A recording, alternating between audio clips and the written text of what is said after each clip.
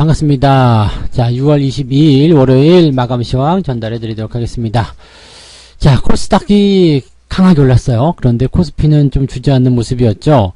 그래서 코스닥 상승 쪽에 기관과 외국인들이 베팅하는 그런 모습이 확인이 됐습니다. 일단 코스닥 쪽이 더 올라갈 것이다, 이렇게 무게가 좀 실리고 있는 모습인데, 외국인들은 오늘 하루 종일 줄기차게 코스피 쪽에서 매도가 많이 나오기 시작했습니다. 아무래도 이제 뭐 순환매적인 모습들이 좀 나타나는 것일 수도 있겠고요. 시장이 약간은 좀 지지부진하다라는 느낌이 좀 오다 보니까 코스피 쪽은 매도를 하고 코스닥 쪽으로 옮겨가는 그런 형태의 모습도 나오고 있는 것 같습니다. 자, 그리고 시장에서는 여전히 강세 종목들 구분을 좀 지어봤더니 우선주 그리고 테마주들만 강세를 보이더라, 이렇게 나옵니다. 테마주들 중에서도 이제 대체적으로 그 치료제라든지 백신 이런 쪽과 관련이 되어 있는 그런 종목들, 또는 매각 소식이 있는 종목들, 이런 쪽으로만 집중이 좀 됐었던 모습인 것 같습니다. 뭐 그 외에는 이제 특징적인 부분이 없었어요. 시장 자체가 좀 평이한 수준이었기 때문에 뭐가 좀 강하게 간다라든지 아니면 뭔가 기대감이 있다라든지 그런 쪽의 움직임은 아니었다라고 봐주시면 되겠습니다. 자, 차트를 보면서 이야기를 계속 하도록 하겠습니다. 자, 코스닥 쪽 먼저 보시면 1.3%나 올라왔습니다. 이게 조정 장세를 완벽하게 뒤집어 엎는 그런 방향이 나타났죠. 그러니까 조정에 대한 포인트가 지금 데드크로스 이후에 진행이 조금 됐었거든요. 그런데 이렇게 조정이 진행되는 과정 속에서 주가가 밀리는 게 아니라 더 위로 밀어버립니다. 더 올라가고 더 상승하는 모습이 나타나 보니까 주가는 계속해서 위로 올라가게 되고요. 결국에는 골든크로스가 발생되면서 주가 상승 쪽에 베팅을 할 수 있는 그런 조건을 만들어냈습니다.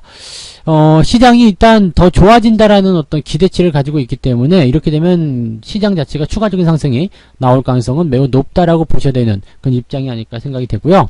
이렇게 움직임이 강하게 나온다라면 이 코스닥을 구성하고 있는 종목들 위주의 상승 장세도 우리가 기대를 해봐야 되겠죠.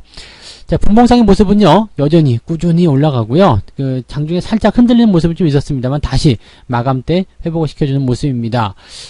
현재로서는 지금 일단 신고가가 나기에는 조금 역부족이지 않나 생각이 들기도 하긴 하는데요.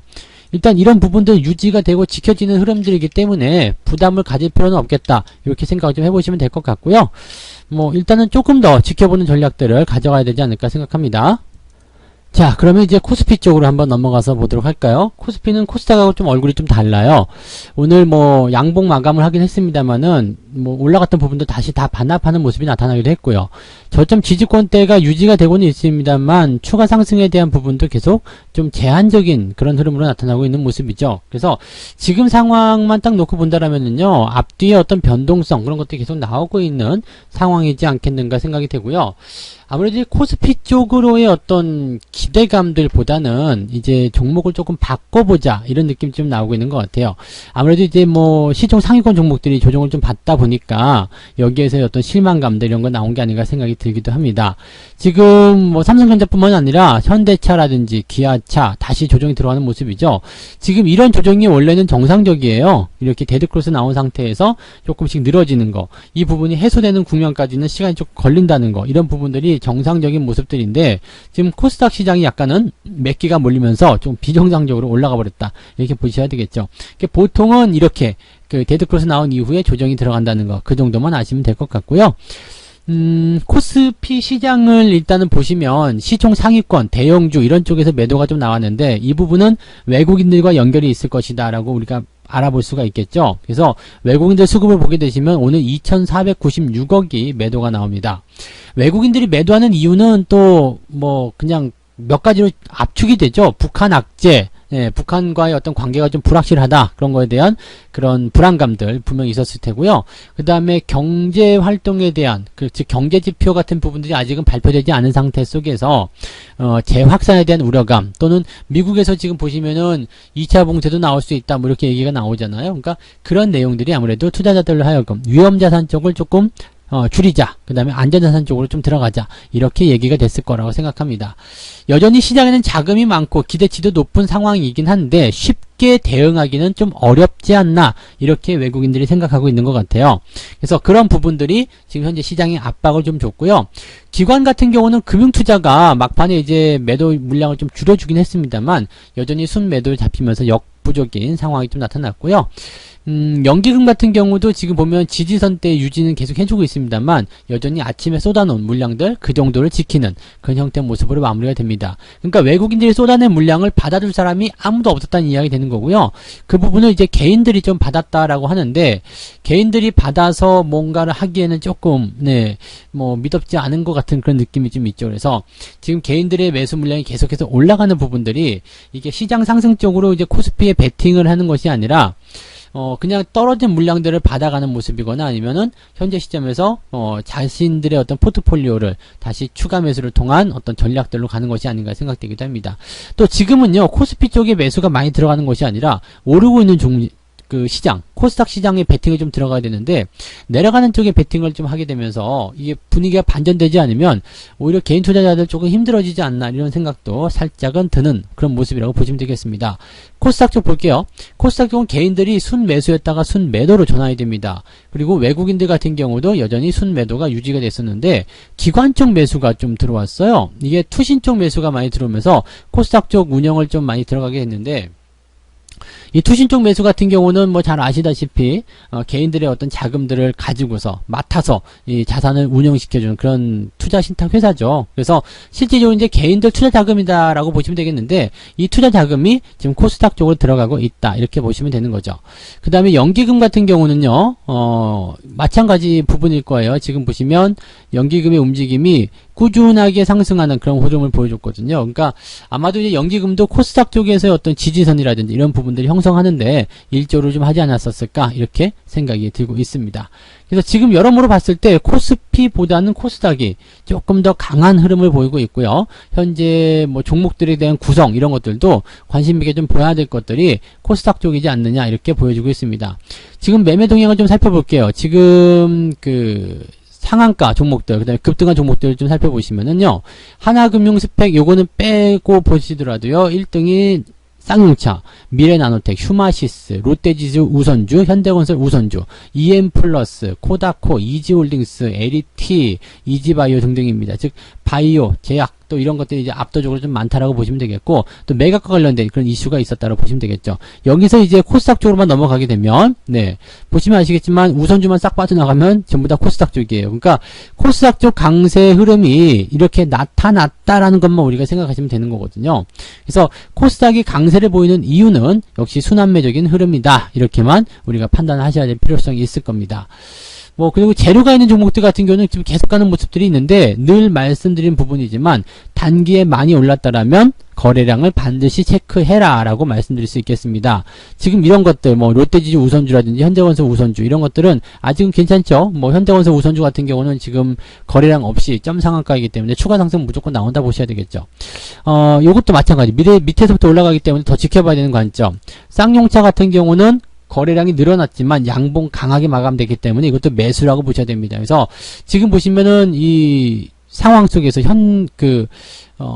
강하게 상승한 종목들이 보시면 전부 다 밑바닥에서 올라가고 있거나 고점대에서 뭔가 나오는 그런 형태는 아닙니다. 이지홀딩스 같은 경우는 눌림목이 아주 잘 만들어져 가지고 또 이번 상한가가 의미가 있는 모습이죠. 즉 아래쪽에서 지지가 되고 반등이 나가면서 거래량이 증가했다. 이거는 긍정적입니다. 그런데 위쪽에서 올라온 종목들 같은 경우는 반드시 조심해야 되겠죠.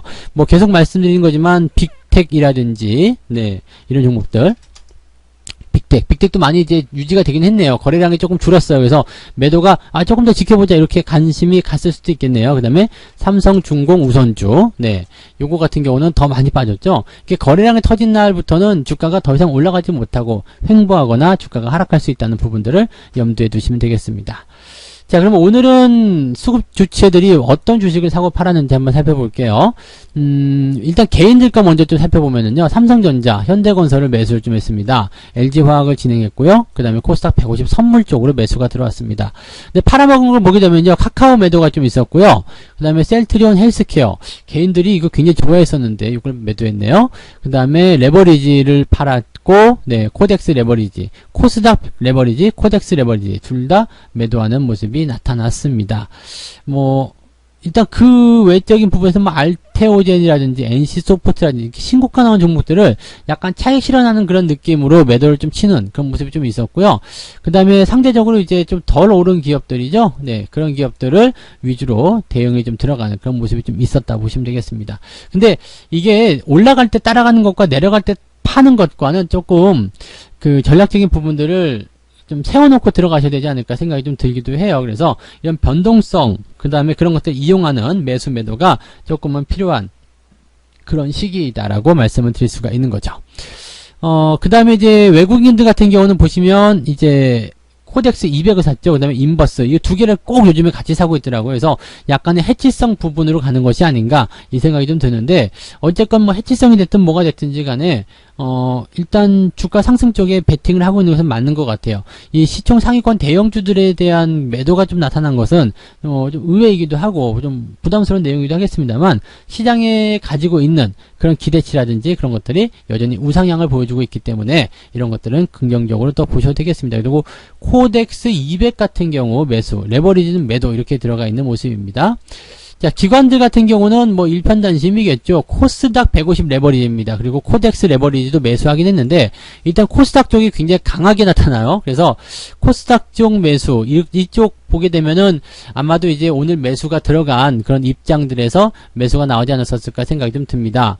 그래서 아마도 이제 시장에 대한 추가 상승 베팅을 하고 있는 것이 이제 금융투자 단기적인 그런 포지션이 있을 것으로 생각되기 때문에 이쪽 보시면 레버리지 쪽, 그래서 코스닥 쪽, 코스피 쪽 둘 다 이제 레버리지를 사들이면서 시장 자체가 다 우상향을 더 할 것이다라고 얘기하고 있는 것 같아요. 지금 이렇게 자신있게 이야기할 수 있는 부분들은요, 뭐 보시면 아시겠습니다만 지지선이 다 지켜지고 있기 때문입니다. 더 밀릴 만한 위험거리는 많지 않은 상태에서 주가가 상승할 것이다 라고 생각하는 것은 어떻게 보면 당연한 포인트 아니겠습니까? 그래서 그런 식으로 이제 시장의 수급 동향과 움직임들이 포착이 되었다라고 보시면 되겠습니다. 여전히 이제 추세적인 부분들을 우리가 계속 짚고 넘어가야 되는 것은 우상향 추세, 이 저점이 계속해서 움직이고 있는 이 우상향 추세의 상승 흐름이 계속 진행이 되고 있다는 것을 우리가 꼭 명심하셔야 되는 거고요. 신고가에 대한 포인트 물론 다 나타나고 있었다라고 얘기를 해볼 수가 있습니다. 또 한 가지 본다라면은 코스피 같은 경우인데요. 코스피 같은 경우도 주가가 들어오긴 하지만 아래쪽 지지가 워낙 강하게 형성되어 있기 때문에 당장 뭔가 큰 문제가 생긴다거나 그러지는 않을 것 같습니다. 그리고 오후 시점에서는 이제 변동성이 조금 줄어드는 모습도 좀 나타났기 때문에 이제부터 발표가 되잖아요. 경제지표들이 발표가 되는데 오늘 내일부터 시작해서 주말까지 쭉 진행이 되거든요. 그러니까 이 부분들이 시장에 또 어느 정도의 영향을 줄 것인지 그것을 좀 찾아보는 것도 괜찮을 것 같아요. 근데 뭐 지금 아침에 우리가 잠깐 봤었던 부분들을 보게 되면 일단 시장을 상승적으로 베팅을 시키려는 그런 움직임들이 좀 많이 나오고 있지 않았나 이 생각이 들고 있기 때문에 그런 것들은 좀 참고하시면 좋지 않을까 생각되고요. 후반으로 갈수록 경제지표가 좋아진다라는 것만 알고 계시면 되겠습니다. 그래서 지금 살짝 위축된 그런 그 투자 심리가 있다고 하더라도 충분히 시간의 경과에 따라서 주 후반으로 갈수록 좋은 모습을 보일 수도 있다라는 거 참고하시면 되겠습니다. 오늘 같은 날은 오히려 깔아주는 종목들 매수하기 좋은 자리였다라고 생각하셔도 좋을 것 같네요. 자, 그래서 오늘 마감 시황 여기까지 이야기 해드리고요. 네, 저는 내일 아침 시황에서 다시 돌아오도록 하겠습니다. 고맙습니다. 편안한 오후 되시기 바랍니다. 본 방송에서 제공되는 모든 정보는 투자 판단의 참고 자료이며 투자의 최종 책임은 본 방송을 이용하는 본인에게 있습니다.